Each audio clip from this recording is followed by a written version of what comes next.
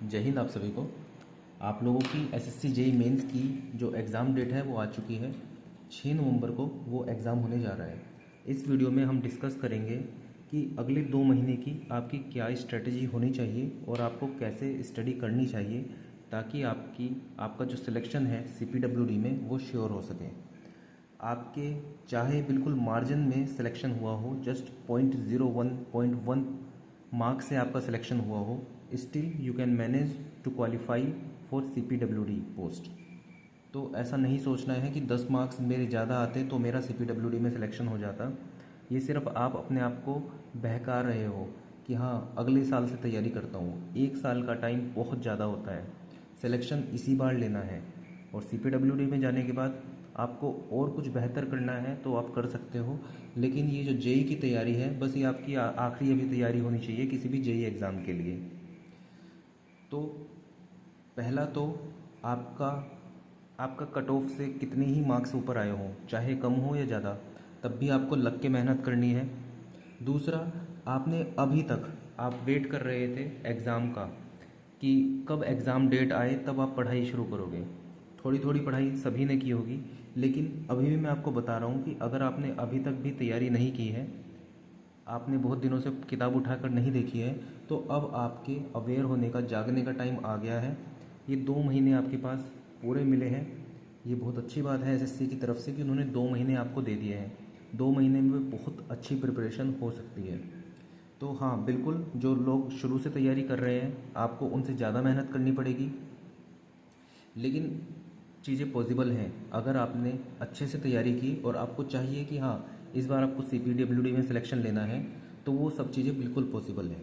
तो ये 2 महीने का मैं आपको प्लान बताने जा रहा हूँ, लेकिन उससे पहले मैं आरआरबी का जो टास्क है वो मैं आपको बता देता हूँ।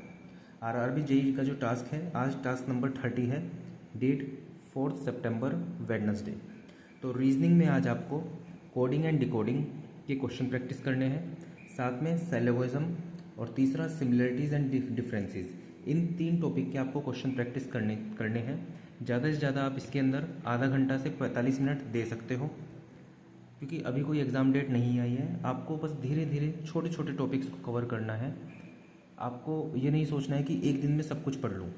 धीरे धीरे चीज़ें करोगे, चीज़ें बहुत सारी कवर हो भी जाएगी। साथ में इसके अलावा आपको टेक्निकल, जो मैं आपको एसएससी जेई मेंस का बताऊंगा, भले ही आपका मेंस हो या ना हो, आपको टेक्निकल कवर करना है, क्योंकि आरआरबी जेई के मेंस में टेक्निकल का बहुत बड़ा परसेंटेज है जो कि आपको कवर करना है और सिलेक्शन आपका उसी से होगा, मेरिट आपकी उसी से बनेगी।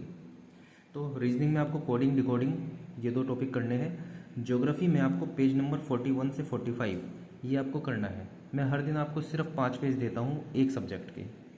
अगर ये टास्क 30 है, 30 दिन हो चुके हैं, अगर किसी बच्चे ने 5-5 पेज भी इस तरह से किए होंगे तो आज ये 45वें पेज पर जो भी बच्चा होगा तो उसने आधी ज्योग्राफी ऐसे ही ख़त्म कर दी, आधी हिस्ट्री उसने ख़त्म कर दी और आधी पॉलिटी उसने ख़त्म कर दी।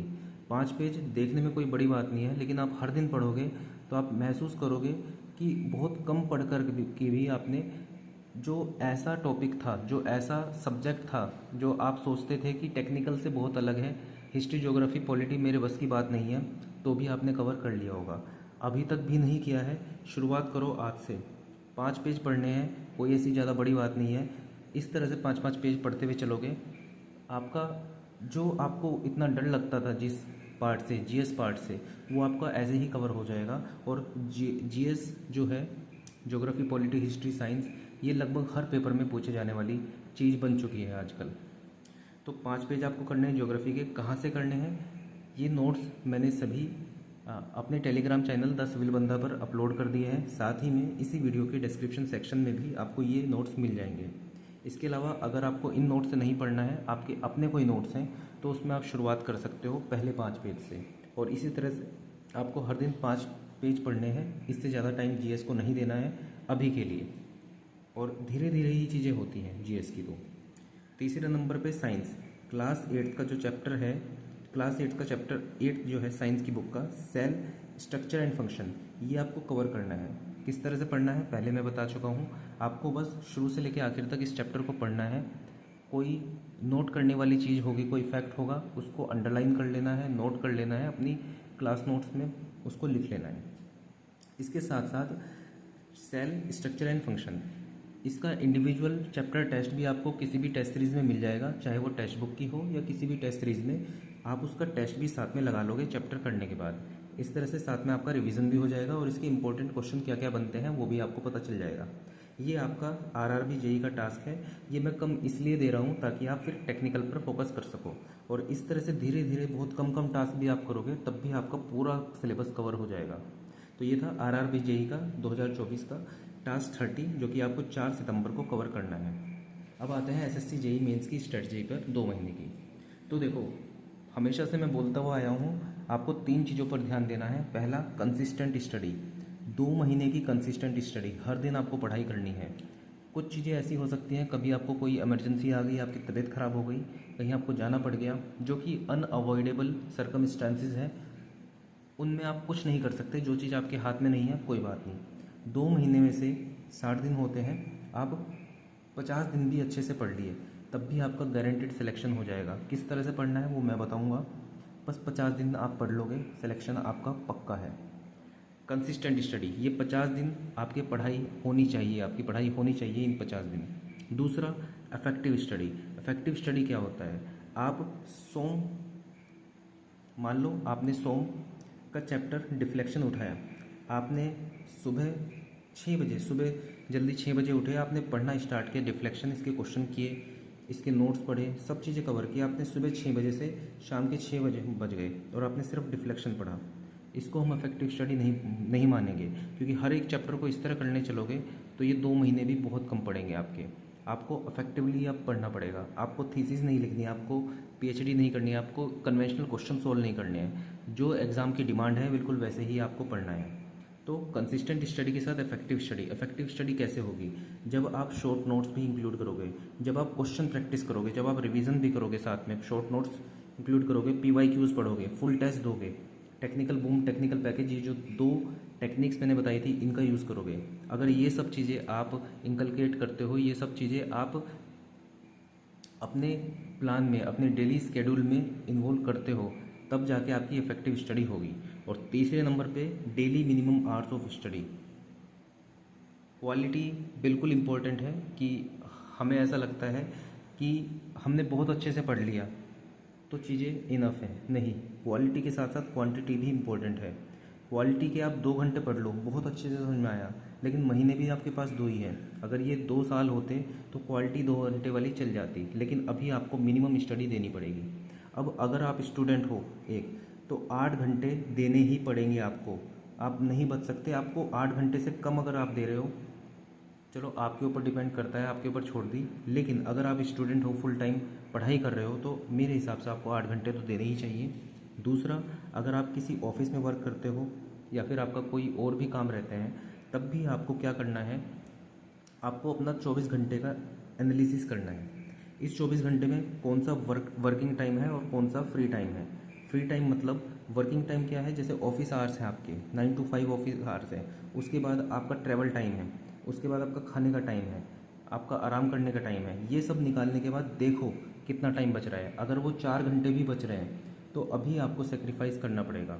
ये 4 घंटे आपको हर दिन पढ़ने पड़ेंगे, तब जाके सिलेक्शन होगा। हाँ, 8 घंटे की तरह नहीं होगा, लेकिन आपको थोड़ी ज़्यादा मेहनत तो करनी पड़ेगी, क्योंकि लाइफ आपकी है। आप एक्सक्यूज़ नहीं दे सकते कि मेरे तो ऑफिस थे, मुझे सिर्फ 4 घंटे मिले इसलिए मैं सिलेक्शन नहीं हुआ। नहीं, लोग ऑफिस से पढ़ के भी सिलेक्शन लेते हैं। दूसरा, अगर आप अभी छुट्टी ले सकते हो 2 महीने की, मैं ये नहीं कह रहा कि आप अपनी जॉब से रिज़ाइन दे दो, आप कुछ भी बहाना मार के, मेडिकल लेके, कुछ भी करके 2 महीने की छुट्टी लो और बिल्कुल झोंक दो अपने आप को, ठीक है। तीसरा, अगर आप सोच रहे हो कि आपको 2 महीने की छुट्टी नहीं मिल सकती, आपको सिर्फ 1 महीने की छुट्टी मिल सकती है, तो आप जो शुरू का 1 महीना है, आपको जब 4 घंटे मिल रहे हैं, 1 महीने 4 घंटे पढ़ने की कोशिश करो, हर दिन 4 घंटे की पढ़ने की कोशिश करो। अगर आप अपने टाइम में, मान लो आपको 6 घंटे मिल रहे हैं फ्री टाइम, और उसमें आप 1 घंटा भी नहीं पढ़ पा रहे हो, तो जब आप छुट्टी लेके आओगे तब भी आप कुछ नहीं पढ़ पाओगे।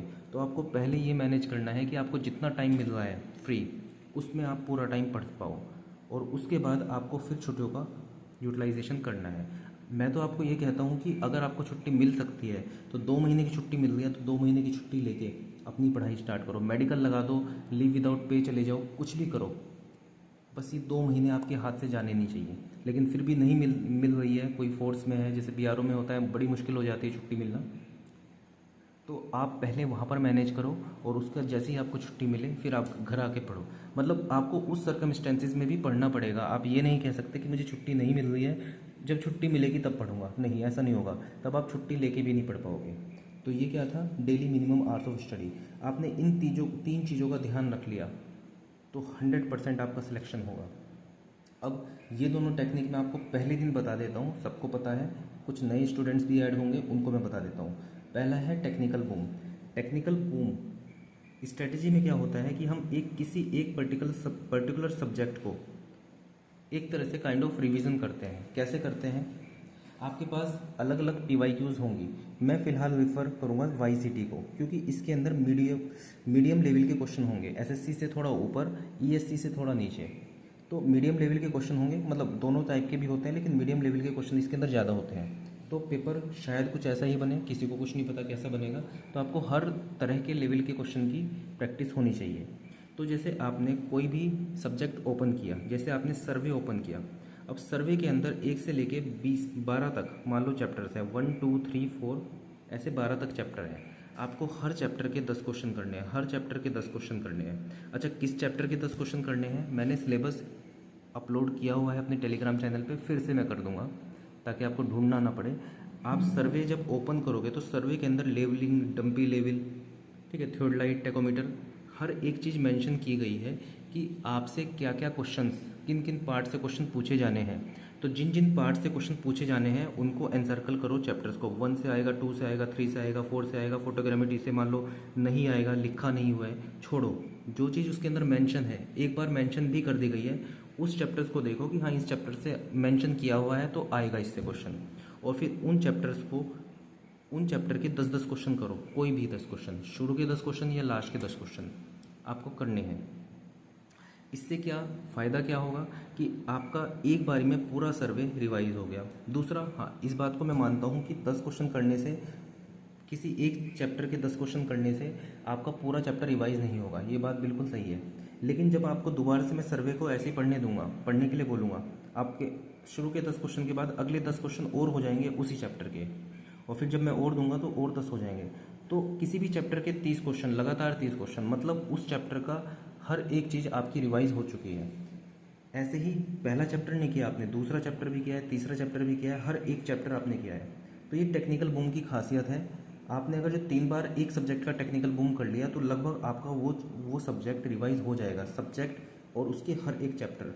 कोई एक चैप्टर जो कि बहुत माइनर इंपॉर्टेंट का था, जो आपको लगता था इसको तो छोड़ के चला जाना चाहिए, और उसी चैप्टर से 2 क्वेश्चन आ गए जो कि PYQ थे, तो समझ लो आप बिल्कुल मेरिट लिस्ट से बाहर हो गए, क्योंकि वो आसान क्वेश्चन हर कोई बच्चा कर देगा। सिलेक्शन का क्राइटेरिया यही है कि पहली चीज़ आपको ये इंश्योर करनी है कि वो क्वेश्चन जो हर एक बच्चा कर सकता है, वो क्वेश्चन आपको भी आना चाहिए। दूसरे नंबर पे आएंगी चीज़ें कि हाँ आपने कुछ एक्स्ट्राऑर्डिनरी क्वेश्चन सोल्व कर दिया, लेकिन पहले नंबर पर यही आएगा जो बिल्कुल बेसिक लेवल के क्वेश्चन है, वो आपको सारे आने चाहिए, वो PYQ से ही आपको इंश्योर होंगे। ठीक है, तो ये हुआ टेक्निकल बूम। दूसरा क्या है, टेक्निकल पैकेज। अब मैं टेक्स्ट बुक की टेस्ट सीरीज मैंने भी ली थी, आपको भी मैं प्रीफर कर रहा हूँ, या फिर आपके पास कोई भी टेस्ट सीरीज होगी, आप कोई भी टेस्ट सीरीज ले लीजिए। टेक्निकल पैकेज का क्या मतलब है, जैसे आपने SSC JEE 2022 मान लो, ठीक है, जो भी टेस्ट पेपर होगा, आपने शिफ्ट 1 का पेपर ओपन किया। ओपन करने के बाद आपने उसको तुरंत सबमिट कर दिया, आपने उसको मॉक टेस्ट की तरह नहीं दिया, आपने उसको सबमिट कर दिया। अब आपके पास वो ओपन होके आ गया, आपने सॉल्यूशन पे क्लिक किया तो आपके सामने खुल के आया क्वेश्चन नंबर 1 2 3 ऐसे ऐसे करके 100 क्वेश्चन ओपन होके आ गए। मैं प्रीलिम्स की बात कर रहा हूँ, GK और रीजनिंग को हटा के जो टेक्निकल है मैं उसकी बात कर रहा हूँ। आपने पहला क्वेश्चन देखा, आपने आंसर करने की कोशिश की, दूसरा क्वेश्चन, तीसरा क्वेश्चन, चौथे क्वेश्चन पे आप अटके, आपने उसका सॉल्यूशन देखा, आपको समझ में आ गया, आप आगे बढ़े। पांचवा क्वेश्चन आपने देखा कि सॉल्यूशन पढ़ के भी इसका कुछ समझ में नहीं आ रहा है, और आपने देखा ये क्वेश्चन करीब 50% बच्चों ने सोल्व किया हुआ है। इसका मतलब कमी कहीं आपके अंदर है। 50% बच्चे इसको आंसर को जानते हैं, इसका मतलब ये ऐसा कॉन्सेप्ट है जो लगभग बच्चों को आता है, आपको नहीं आता है। तो आपको एक कॉन्सेप्ट जो है, जो भी टॉपिक था उसको लिख लेना है। अभी आपको अपनी अपने इस टेक्निकल पैकेज के बीच में मतलब इंटरफेयर नहीं करना है। आपको लगातार क्वेश्चन करने हैं, जो आपको लगे कि हाँ इसको पढ़ने की ज़रूरत है, और ज़्यादा पढ़ने की ज़रूरत है, उसका टॉपिक लिख लेना है बस आपको। ऐसे ही करके आपको 100 क्वेश्चन पूरे कंप्लीट करने हैं। ये है टेक्निकल पैकेज। तो इस तरह से आपको चीज़ें पढ़नी है। क्वेश्चन प्रैक्टिस भी हर दिन करना है, रिवीजन भी करना है, शॉर्ट नोट्स भी करने हैं। अब आते हैं आप ये किस तरह से करोगे। एक तरीका ये है कि मैंने आपको बता दिया है, बस इन 3 पॉइंट्स का ध्यान रखना और डेली पढ़ाई करना। 2 महीने में बहुत आराम से आप चीज़ें कर लोगे अगर हर दिन इस तरह से करोगे। दूसरा तरीका, मैं आपको डेली टास्क देता हूँ, बहुत टाइम से देता हुआ आ रहा हूँ। प्रीलिम्स के लिए भी दिया था, इवन पिछले एसएससी के प्रीलिम्स के लिए भी दिया था, मेंस के लिए भी दिया था, और उससे पहले भी दिया था। 2-3 साल से मैं आपको टास्क देता हूँ। बहुत बच्चों के सिलेक्शन भी होते हैं, कुछ के नहीं भी होते हैं, तो उनको मैं फिर से गाइड करता हूँ। तो ये टास्क मैं आपको दोबारा से देने स्टार्ट करूँगा 2 महीने के लिए। अब किसी दिन वीडियो बना पाऊँगा, किसी दिन नहीं बना पाऊँगा। जिस दिन मैं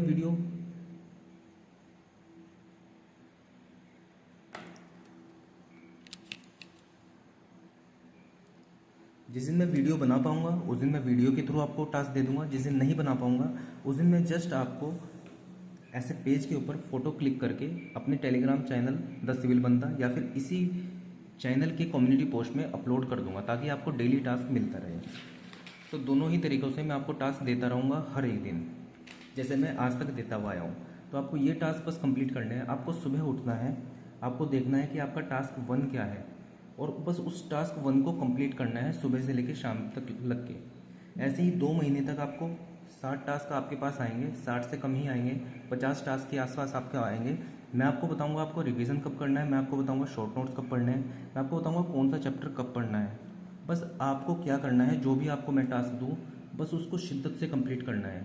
आपको ये सोचना ही नहीं है कि इतना बड़ा सिलेबस है 2 महीने में कैसे कवर होगा।